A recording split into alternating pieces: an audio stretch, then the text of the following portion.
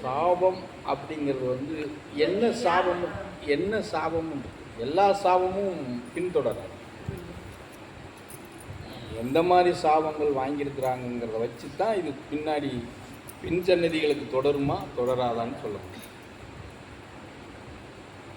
பொதுவாக பெண் பாவங்கள் அது கம்பல்சரி பின்னாடி தொடரும். அதை யாரும் வந்து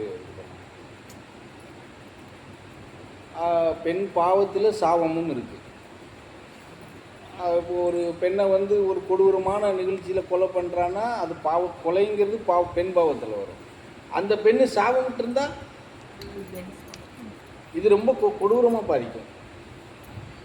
ரெண்டும் ஒன்றா சேரும்போது தட்டி நொறுக்கும். அது நிறைய முன்னோர்கள் பண்ண காரியங்கள் நிறையா இருக்கும்.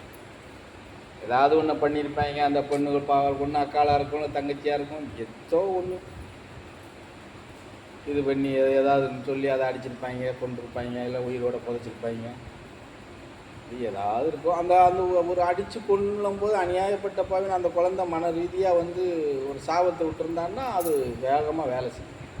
ஆமாம், அந்த சாபம் என்ன அப்படிங்கிறது தெரிஞ்சாலும் மட்டும்தான் அது வேலை செய்யுமா செய்யாதான்னு சொல்ல முடியும்.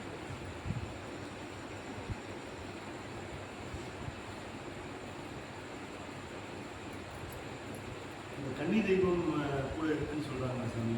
முன்னோர்களோட கரவத்தில் கன்னியாக இருந்து இதாக இருக்காங்க. அவங்க இது வந்து உங்களுக்கு தொடர்பு, அவங்க உங்களுக்கு காவலாக இருக்காங்க அவங்க சொல்கிறாங்க. கன்னி தெய்வம் பற்றி பொங்கல் தான் வச்சு கும்பிடுவாங்க, முன்னோர் கும்பிடுவாங்க, அப்பா அம்மா அந்த கும்பிடுவாங்க. ஆனால் அந்த கன்னி தெய்வம்னு சொல்கிறாங்க. மனிதனாக பிறந்து மறைஞ்சவங்க வந்து உனக்கு காவல் காக்கிறதுக்கு சாத்தியமே இல்லை. நீங்களாக உருவாக்கி வச்சுக்கிறீங்க. சின்ன வயசில் ஒரு குழந்தை உயிர் இருந்துச்சுன்னா அதை நினச்சி பார்க்கணும், சாமி கும்பிடணும்னு இவங்களாக கும்பிட்டுக்கிட்டு வருவாங்க. அது இவங்க கும்பிட்டுட்டு வரும்போது பின்னாடி வர்ற பிள்ளைகளுக்கு இதை கும்பிடுங்கிறான்னு சொல்லுவாங்க. அதெல்லாம் அப்படியெல்லாம் இல்லை.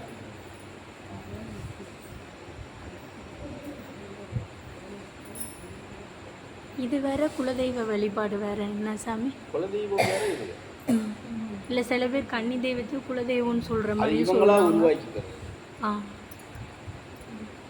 அப்படின்னு இப்போ ரேவதி வகையாக இருக்கிறோம். அங்கே மகளுக்கு அப்படி குலதெய்வமாக கும்பிடலாம். ஏன் கும்பிடல? நானே சொன்னேன், இது ஏதோ கேட்டது கூட அதெல்லாம் பின்பற்ற வேண்டாம்.